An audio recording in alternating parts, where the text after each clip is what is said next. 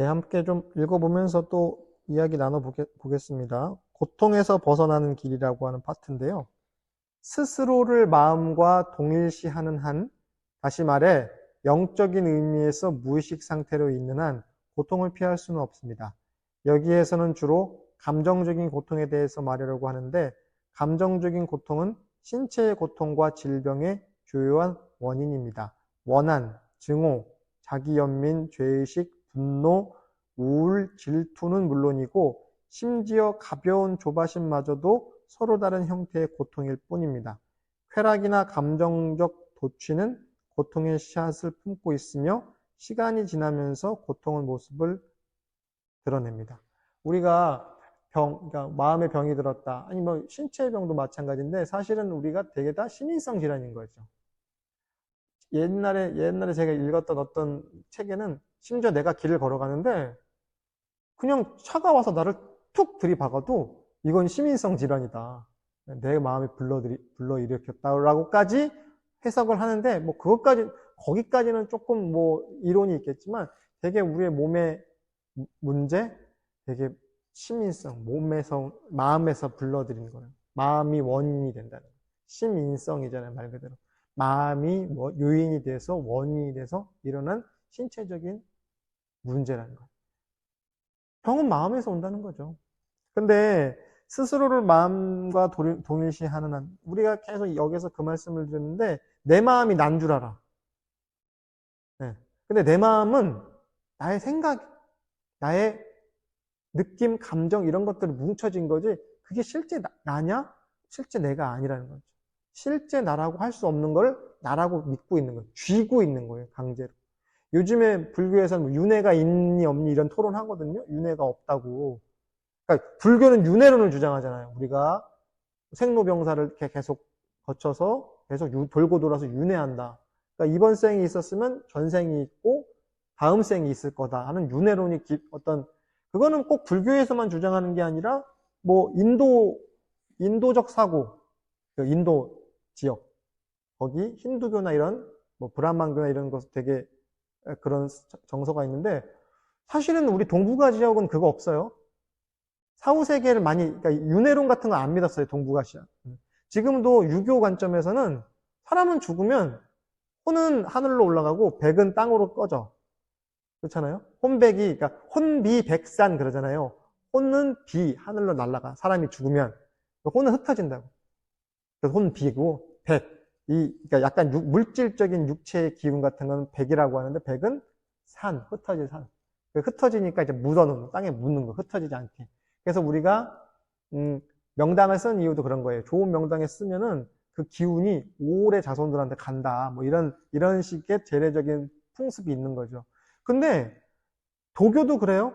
그 윤회론 같은 거 그러니까 초기 도교나 신선 사상에는 윤회론 없어요. 그냥 사람이 신선이 돼서 등선, 하늘로 천상세계로 가는 거야. 윤회론이라는 게 이제 인도에서 들어오니까 이게 동양적 사고와 결합이 돼가지고 좀 어떤 문화가 됐지. 사실은 원래 이 동북아시아 지역은 그냥 쉽게 말하면 죽으면 그만이지. 내생이 어딨어. 약간 그런 정서가 커요. 그러니까 유교는 내생 없어요. 내생이라는 게 없어요. 근데 유교에서 왜 내생도 없는데, 그러면 이렇게 생각할 수 있잖아요. 아니, 내생도 없는데 뭐 이렇게 열심히 살아? 대충 살지? 내가 죽으면 내 자손들로 인해서 계속 길이 영속된다고 봐요. 그러니까 유교에서 좋은 자손을 뭐 두고, 유교적 풍습에서는 자손 안 남기는 게 죄잖아요, 오히려. 그러니까 옛날에는 좀 표현이 그렇지만 첩시를 봐서라도 자손을 남기려고 하는 거 아니에요. 양자를 들이든지. 왜? 나의 정신과 어떤 문화나 이런 것들은 자손을 통해서 계속 유전이 되는 거거든. 네. 그러니까 좋은 자손을 보려고 하는 거예요. 그리고 나를 기억하는 사람들이 계속 제사를 지낸다는 게 뭐냐면 기억을 계속 유전시키는 거거든요. 다른 게 아니라.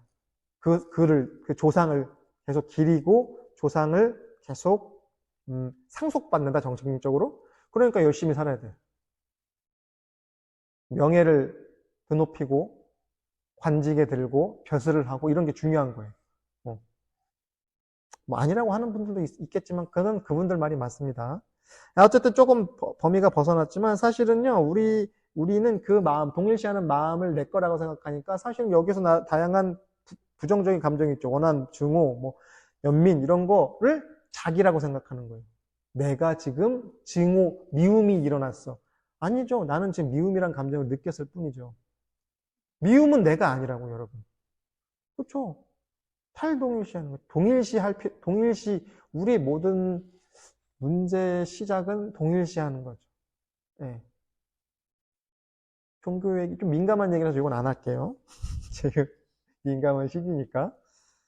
근데 동일시가 무조건 나쁜 게 아니라 사실은 뭔가 우리가 마음속에 큰 바위 얼굴 하나씩 품고 살잖아요. 위인, 성인, 뭐 나의 존경하는 인물들. 그분과 내가 계속 어떤 교감을 통해서 내가 그분을 닮아가고 따라가는 거는 아름다운 모습입니다. 그런데 닮기만 해서 되는 게 아니라 넘어서야 돼요. 네. 훌륭한 그러니까 효자는 부모를 능가하는 자가 효자죠. 부모만 못하면 효자가 아니에요. 부모님을 극진히 받들어 모시는 게 효자지, 물론. 근데 부모의 명성 이상으로 드러나는 자식이 효도하는 자식이죠. 제자가 마찬가지, 사제지간에는요, 스승을 잘 모시고 하는 게 스승님을 무슨 이렇게 심부름 잘하고가 아니라 스승을 능가하는 제자가 되는 거죠. 그렇잖아요? 그래서 부처님을 능가하는 제자가 계속 나왔으니까 불교라는 종교가 이어지는 거죠. 기독교도 마찬가지죠? 수많은 예수님을 따라하고 예수님의 삶을 닮아가기 위해서 노력했던 많은 어떤 성자들이 나오니까 저 종교가 2000년을 넘어서도 인류의 큰 어떤 등불이 되는 거잖아요. 예수를 능가하는 인물이 나왔다니까요. 기독교에선 이런 얘기가 조금 민감할 수는 있겠지만 우리 동양적인 종교들 있잖아요. 유교나 이런 종교들, 불교나 이런 종교들은 제자는 스승을 밟고 넘어가는 거예요. 류신이라고 하는 중국의 소설가가 젊은이여 나를 밟고 올라서라 뭐 이런 표현을 했다고 하는데 맞아요. 스승은 제자의 발판이 되는 거예요. 그리고 그 제자가 또 누군가의 스승이 되어서 발판이 되는 거죠. 그래서 결국은 동일시를 넘어서서 초월해야 된다. 뭐 이렇게 봐야 되지 않을까요? 하나 더 읽겠습니다. 에고의 어두운 그림자, 고통체. 고통체는 아까 얘기했던 그런 부정적인 감정이 이제 모여 있다는 그런 표현인 것 같아요. 그게 하나의 일종의 컴플렉스가 되어 있는 거예요. 그런 부정적인 감정이 모여서 내 심리적인 어딘가 아니면 생리적인 어딘가에 모여 있겠죠. 고통체는 당신이 그것을 직접 관찰하여 있는 그대로 보는 것을 원하지 않습니다. 곰팡이가 슬었을 때 제가 이제 어제 주말에 며칠 전에 주말에 이제 제 숙소에 세면장을 이제 대대적인 청소를 했어요. 여름에 이제 여름 내내 이제 쓰니까 막 이렇게 바닥에 이렇게 타일 구석에도 막 곰팡이도 쓸어 있고 그래서 제가 그 곰팡이 약을 제가 애용하는 그 곰팡이 약이 있거든요. 그래서 사다가 뿌리면 이제 금방 없어져. 소독약 냄새가 되게 심하긴 한데 근데 그러니까 곰팡이는 곰팡이인 줄 알고 약이라도 뿌리던 솔로 막 문지르던 지우죠. 근데 우리는 내면에 있는 이런 고통체 아니면 부정적인 감정 뭉개고 가는 거죠. 뭉개고. 그런 거는 뭐 덮어두고 좋게 합시다 이렇게 얘기하잖아요. 그래서 우리의 에고는 그러니까 여기서 고통체든 에고든 자기를 직시하는 거를 좋아하지 않아요. 돌아가신 성철 스님 법문집에 자기를 바로 봅시다라는 유명한 법문이 있거든요. 자기를 바로 봅시다. 자기를 바로 봅시다. 올바로 본다는 얘기잖아요. 피하거나 피하거나 은폐하는 게 아니라 직면하는 거예요. 나의 알몸 그 자체를 그냥 진짜 실오라기 하나 걸치지 않은 나의 고통체를 그대로 바라보는 거죠. 나는 이런 마음이 있어. 이런 더러운 마음. 뭐 더럽다고 표현할 수 있는 그런 마음을 나도 가지고 있어. 당신이 고통체를 관찰하고 내면에서 그 에너지장을 느끼고 그러니까 그 에너지장이라는 게 뭐냐면 그냥 거기서 나오는 어떤 느낌들이 있잖아요. 그런 불쾌한 마음 갖고 있으면 기분이 어떻겠어요? 좋지 않죠. 찝찝하고 뭔가 좀 그냥 그렇잖아요. 그 에너지장을 느끼고 그것에 관심을 두는 순간 고통체와 동일화된 상태에서 벗어날 수 있습니다. 직면하면 사라지죠.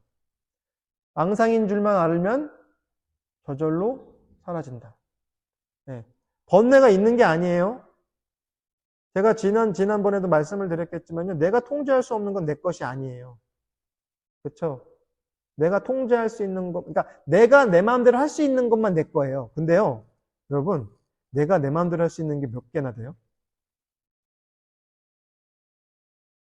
있어요? 실제로 내가 내 마음대로 할 수 있는 게 있어요? 있기는?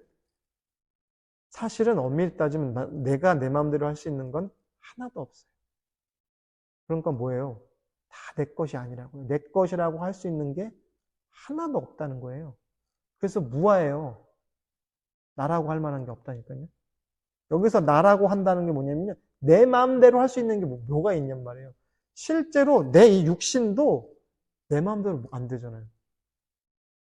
아마 오래 앉아있다 일어나면 어때요? 아이고 하면서 일어나죠. 뻘떡 일어나지지 않아요. 이 굴신하는 것조차도 내 마음대로 안 돼요. 근데 내 마음대로 안 되는 거를 내 마음대로 하려고 하는데 이 내 거라고 가장 직접적으로 느끼는 이 육체를 막론하고 타인을 내 마음대로 하려고 하면 어떻게 돼?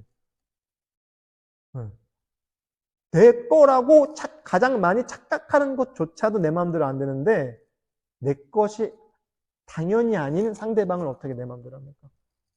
안 돼요. 있을 수가 없어요. 그러니까 과정에서는 그렇게 보여도 결과적으로는 그렇게 안 돼요. 그래서 에고는 직면하면 사라져요. 여기서 이제 고통체로 표현했지만요. 그것에 관심을 두는 순간, 이제 우리가 이제 직면한다고 표현하는데, 그것으로 관심을 두는 거죠. 우리는 좋은 건 받아들이고 싶고, 더럽고, 저기 한 거는 받아들이기 싫잖아요. 그렇게 되면 어떻게 되냐면요. 그리고 더 높은 차원의 의식이 들어옵니다. 저는 이것을 현존이라고 부릅니다. 더 높은 차원에 뭐가 있는 게 아니에요. 이 책에 속지 마셔야 되는 게 더 높은 무언가가 따로 있는 게 아니에요. 그냥 표현을 그렇게 하는 거예요. 이전과 다른 상태라는 거지. 쉽게 말하면. 그것을 현존이라고 부른대요. 그러니까 현존과 같은 단어는 저는 약간 오글거려서 안 쓰고 싶지만 굳이 쓴다면 현존은 뭐냐면 지금 현존에 있는 거예요. 현존이라는 상태가 따로 있는 게 아니에요. 지금 여러분들 제 말을 듣고 고개를 끄덕거리셨죠? 현존한 거예요. 제가 여러분들 앞에서 이 얘기를 하고 있는 저를 보고 있잖아요. 현존에 있는 거예요. 현존이 어디 극락 가서 있고 어디 저기 천국 가서 있고 이런 게 아니라 여러분 지금 여기 현존의 상태에 머무르고 있어요. 제 말이 또릿또릿하게 들리고 마음이 어디 엉뚱한 데 안 가 있고 딱 몰입이 잘 돼 있잖아요. 현존하신 거예요. 현존의 상태에서 당신은 고통체를 목격하며 관찰하는 사람이 됩니다. 그러면 고통체는 당신인 척 가장하면서 당신을 이용할 수 없으며 당신을 통해 더 이상 에너지를 얻을 수도 없습니다. 그리고 비로소 당신은 내면의 강인함을 발견하게 됩니다. 당신을 통해 더 이상 에너지를 얻을 수 없다는 게 뭐냐면 에고의 먹잇감이 돼서 우리는 살고 있어요. 우리의 본성은 에고의 먹이를 주는 집사에 불과하다고요. 고양이를 키우고 여기 또 동물 좋아하는 분들 계시겠지만 우리 사랑하는 우리 고양이를 이렇게 비유해서 조금 안 되긴 한데 주인이 좋아하는 걸 알죠? 주인한테 막 애교를 부리고 또 삐진 척 강아지들도 삐져요. 고양이들도 삐집니다. 삐져요. 제가 지난주에 얘기했잖아요. 제가 병원 강제로 데리고 가려더니 얘가 막 삐져가지고 화내고 막 그랬다고. 그랬다가 저도 삐져서 같이 한나절 정도 삐져있더니 얘가 쓱 와서 제 손가락을 할 때라고 화해하자고. 그럼 어떡해? 그럼 나도 추루 하나 줘야지. 에고는 영리하기 때문에 본성이 어떻게 작용하는지를 알아서 거기에 따라서 행동해요. 에고는 못 없습니다. 에고는 직시하고 직면하는 거지 없애는 거 아니에요. 제거 안 돼요. 그럼 에고가 사라졌어야 하는 분들은 뭐냐면요. 에고가 어디 숨어 있는 거예요. 잘 숨어 있는 거예요. 깨달았다고 하는 가끔은 이런 깨달았다고 주장하는 분들 나는 에고가 완전히 사라졌다고 에고가 다 녹았다. 잘 숨긴 거예요. 에고가 어디 잘 숨은 거예요. 산속에 어디 무슨 저기 산적대처럼 잘 숨어 있는 거지 에고는 절대 사라지지 않아요. 에고는 직시하는 거예요. 직면하고 에고의 작용인 줄 아는 거예요. 그때 굳이 표현하면 사라지는 거지.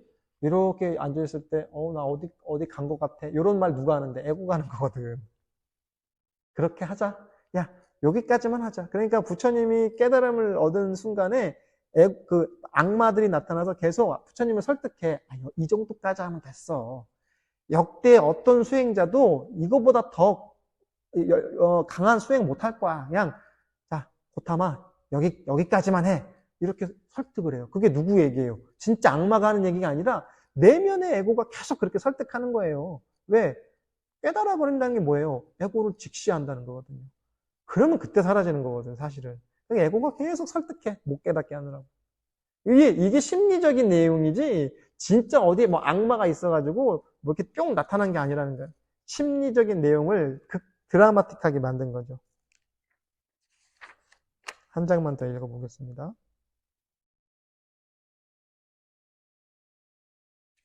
당신이 관찰자가 되어 고통체와 동일화된 상태에서 벗어나려 할 때에도 고통체는 지속적으로 활동하려 합니다. 고통체를 에고라고 칩시다. 설사 관찰을 하더라도 얘가 저절로 사라지지 않고 계속 마치 미꾸라지 잡아보셨어요? 미꾸라지가 잡혀지던가요? 쭉 빠져나가죠. 미꾸라지 표면에 약간 그 윤활액 같은 게 미끄러운 게 있어, 걔들이. 그러니까 얘들이 맹선은 잘 안 잡혀. 어떻게든지 빠져나가려고 이렇게 몸부림을 치죠. 장어 이런 애들도 비슷하잖아요. 에고가 잡혀도, 그러니까 관찰을 해서 내 손 안에 딱 쥐어진 것 같아도 어떻게든지 몸부림을 치고 미꾸라지처럼, 전라도에서 미꾸리라고 하잖아요.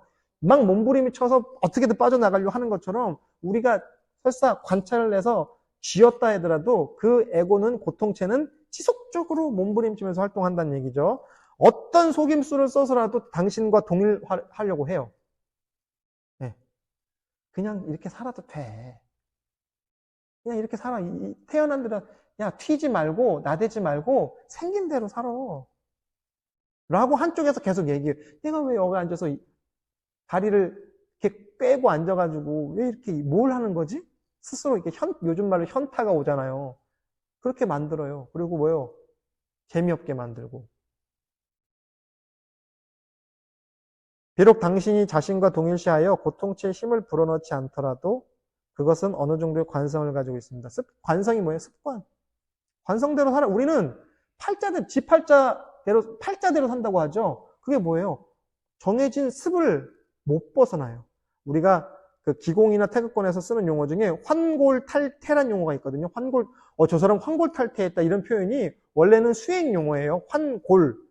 뼈의 구조를 바꾼다는 뜻이에요. 아까 제가 몸 풀면서 그 얘기 드렸죠? 우리의 관절은 정해진 대로만 움직인다고. 정해진 각도만큼만 움직인다고. 그게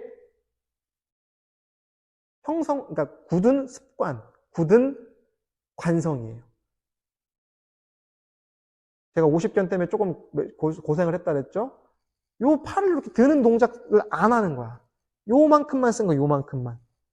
그러니까 나머지 관절의 각도만큼 굳었겠죠? 그럼 저는 어때요? 이 환골을 못 탔겠죠? 굳은 골이 되겠죠? 그리고 탈은 벗어날 탈퇴할 때.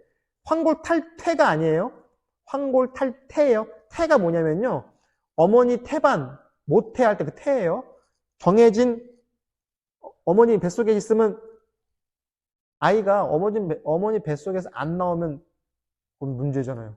어느 순간에는 가장 안전하게 나를 감싸주던 모태에서도 튀어나가야 돼.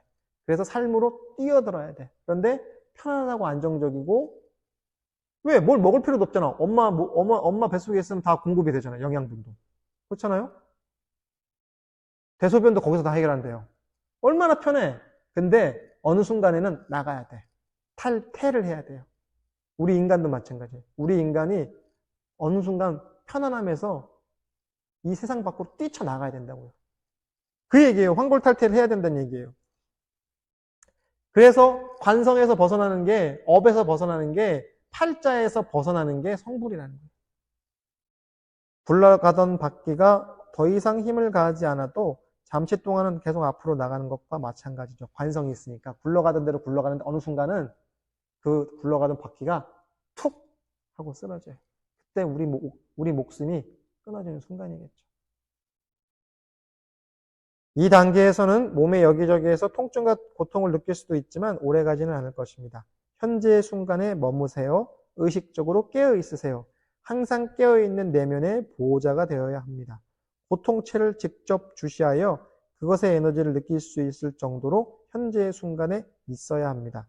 그러면 고통체는 당신의 생각을 지배하지 못할 것입니다. 명상에서 고통을 못 느끼는 게 아니에요. 고통만큼만 느끼는 거예요. 치과 가시는 거 다들 안 좋으시죠?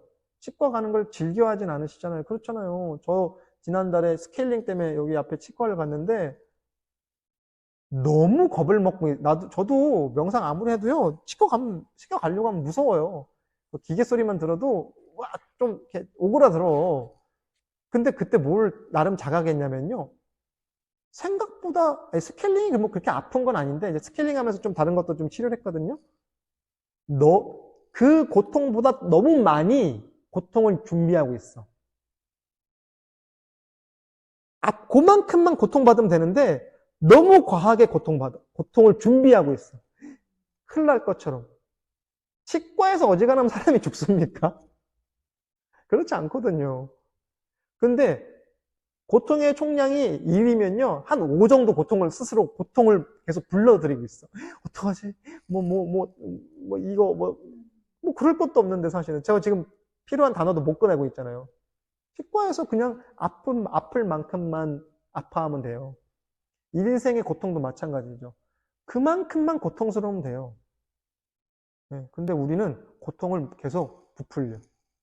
증오를 그만큼 미워하지 말라는 거 아니에요, 여러분. 명상에서 미움만 사라지는 게 아니라 미움만큼만 미워해야 되는데 미움을 증폭시켜. 뻥튀기 마냥 뻥을 튀겨요. 그러니까 미움인 줄 알면 사라지는데 미움을 부정해서는 미움이 안 사라지죠. 미움이라는 감정도 에고의 영역이기 때문에 명상하면 미움 사라지는 거 아닙니다. 미워하는 만큼 미워해도 돼요. 그런데 미움인 줄 알면 사라지는 거죠. 미움을 지워버리는 게 아니라고요. 미움을 직시하는 거죠. 이게 내가 증오의 감정이구나. 네. 미운 마음이 안 나오면 그게 사람이겠습니까? 목석이겠죠? 그래서 그만큼만 아파하고 그만큼만 또 기뻐하면 돼요. 기쁨에 과도하게 사로잡히거나, 그러니까 우리의 생리적으로는 느낌이잖아요. 그쵸? 어떤 느낌, 따뜻한 느낌, 시원한 느낌, 꼬집었을 때, 이게 다 느낌이, 생리적인 부분도 그만큼만 느낌되고, 감정이라는 건 어때? 심리적인 느낌이잖아요. 이건 심리적인 영역이잖아요. 감정, 정서 이런 것들도 그만큼만 느껴야 되는데, 증폭시켜요. 증폭시켜. 강아지들도 주사 맞는 거 싫어하거든요. 네. 고양이들도 주사 맞는 거 싫어해요. 강아지도 주사 맞는 거 보니까 아야, 사람으로 치면 아야 하잖아요. 근데 아직 주사 찌르지도 않았거든. 찌르려고 하는데. 강아지가 끙끙끙 알아. 야, 근데 주인이 아직 안 찔렀어. 우리가 그래요, 근데. 강아지를 뭐라 할 게 아니야. 우리가 고통 앞에, 부정적인 정서 앞에 강아지만도 못한 거예요. 더 과도하게 두려워하고, 더 과도하게 고통스러워하죠.